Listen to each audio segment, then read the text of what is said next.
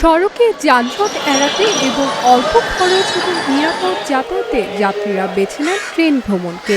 ঢাকা থেকে ময়মনসিংহ, জামালপুর এবং নেত্রকোনায় রেল যোগাযোগ সহজ হওয়ায় ঈদ যাত্রায় রেকর্ড সংখ্যক যাত্রী আসা যাওয়া করেন এই অঞ্চলে।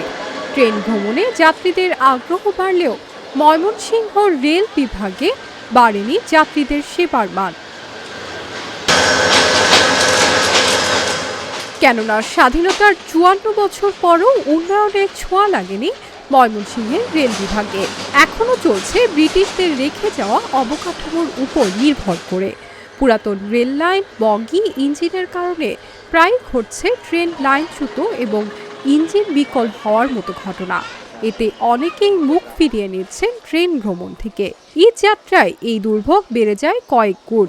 স্টেশনগুলোতে নেই যাত্রীদের বসার পর্যাপ্ত জায়গা, রয়েছে বিশুদ্ধ পানি এবং টয়লেটের অভাব। দিনে রাতে নিরাপত্তাহীনতা, টিকিট কালোবাজারি, সব রুটে ট্রেন না থাকায় আগ্রহ কমছে যাত্রীদের। রেল বিভাগ বলছে এবারের ঈদ যাত্রা নিরাপদ করতে নেওয়া হচ্ছে সব ধরনের প্রস্তুতি। ট্রেন ভালো না, ট্রেন লাইন ভালো না, আর এখানে কয়েকদিন পর পর ইঞ্জিন নষ্ট হয়ে যায়। তো আমাদের যাত্রী যে সাধারণ আছে তাদের অনেক দুর্ভোগের মধ্যে পড়তে হয়। সব রুটে ট্রেন নাই, ট্রেনের খুব সমস্যা।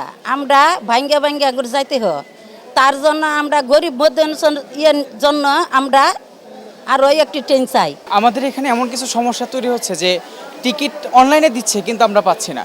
মানে কি এক কালোবাজারের ভিতরে চলতেছে।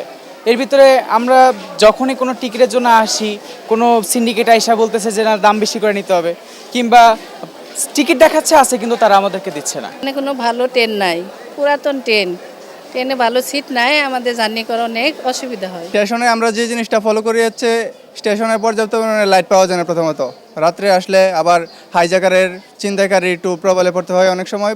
মানে এই জিনিসটার জন্য মানুষের অনেক সময় ভোগান্তিতে পড়ে।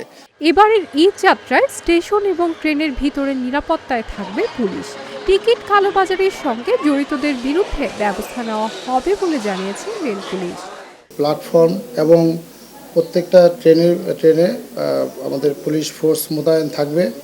আমরা আইন শৃঙ্খলা পরিস্থিতি সমুন্নত রাখার জন্য এবং চুরি ছিনতাই প্রতিরোধে আমরা সতর্ক অবস্থায় আছি এবং আমাদের সাদা পোশাকধারী পুলিশরা মোতায়েন থাকবে এবং ট্রেনে যাতে কোনো ধরনের চুরি ছিনতাই এবং হিজড়াদের উৎপাত না হয় সেদিকে আমরা আইনগত ব্যবস্থা নিচ্ছি।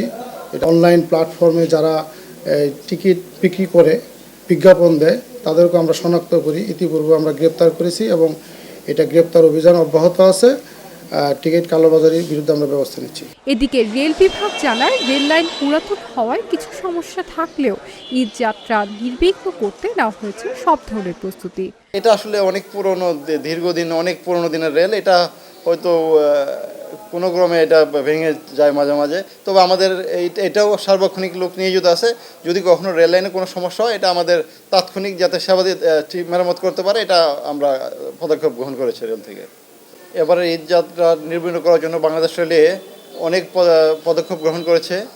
যাত্রীদের সর্বোচ্চ নিরাপত্তা এবং স্টেশনে আমরা সার্বক্ষণিক মনিটরিং ব্যবস্থা থাকবে এবং রেলওয়ে তাদের আমাদের কমলাপুর যে কন্ট্রোল রুম ওখানে সেল গঠন করা হয়েছে এবং সার্বক্ষণিক আমাদের যাত্রীদের সর্বোচ্চ সেবা দেওয়ার জন্য আমরা প্রস্তুত আছি এবং ইনশাআল্লাহ নির্বিঘ্নে এই যাত্রা হবে আমরা তৎপর থাকবো। ময়মনসিংহ রুটে চলাচল করে ২৭ জোড়া ট্রেন। রেল সেবা উন্নয়নে পদক্ষেপ নেবে কর্তৃপক্ষ, এমনটাই প্রত্যাশা ময়মনসিংহবাসীর।